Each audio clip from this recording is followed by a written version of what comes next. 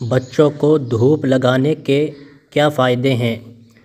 بعض اوقات بچوں کی ولادت ہوتی ہے تو ان کی کچھ پیدائشی کمزوریوں کی وجہ سے ڈاکٹر انہیں وینٹیلیٹر پر ڈال دیتے ہیں اور کچھ ہی دنوں بعد بعض بچوں کا انتقال ہو جاتا ہے۔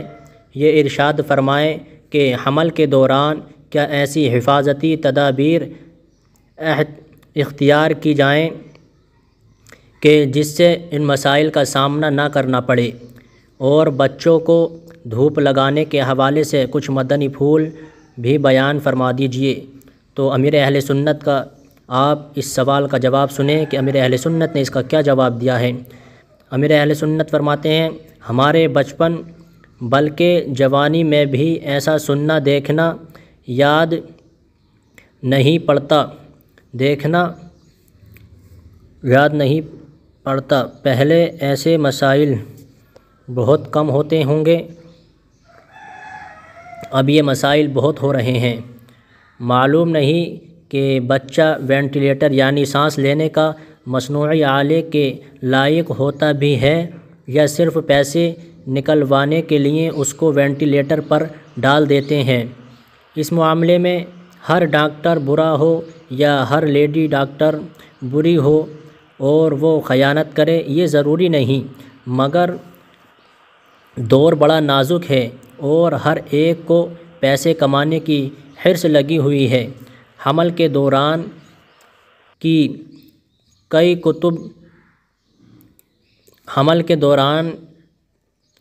کئی احتیاطیں ہیں جو دعوت اسلامی کے اشاعتی ادارے مکتبۃ المدینہ کی مطبوعہ کتب گھریلو علاج اور مدنی پنجسورہ میں بیان کی گئی ہیں، ان کا مطالعہ کیجیے۔ بچوں کو شروع سے ہی دھوپ میں ڈالا جائے۔ دھوپ کے بڑے فائدے ہیں۔ صبح جب سورج نکلتا ہے اس کے بعد کی جو دھوپ ہوتی ہے وہ بچوں اور بڑوں سب کے لیے مفید ہے، فائدہ مند ہے۔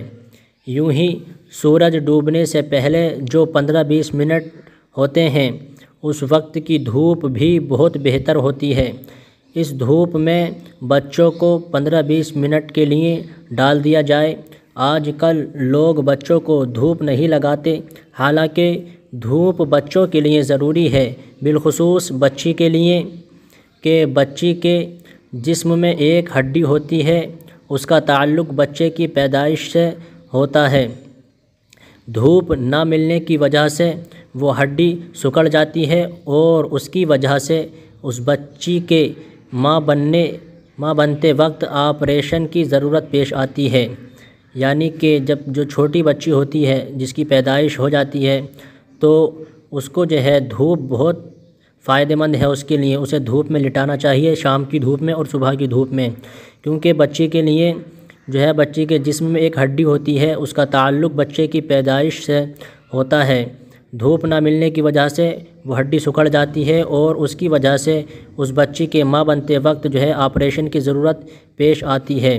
تو اگر وہ اس کی احتیاط کریں گے اور اس پر عمل کریں گے تو اس کو جو ہے پیدائش کے وقت ان ساری مصیبتوں کا سامنا نہیں کرنا پڑے گا۔